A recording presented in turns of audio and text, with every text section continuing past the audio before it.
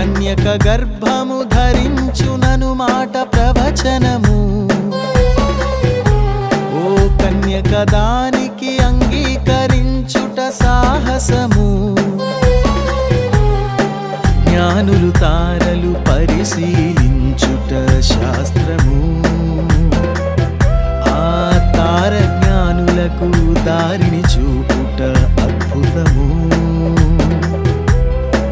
గొర్రెల కాపరులు పొందిన దర్శనము, దేవదూతల సువర్తమానము, రాజు పన్నిన కపటోపాయము, పసిపిల్లల వధ జరుగుట ఘోరము. తరములు యుగములు ఘనముగా పలికిన క్రీస్తు జనన సుధా, నిసిగల బ్రతుకుల శశికళలో సగిన రాజు ఆత్మకథ.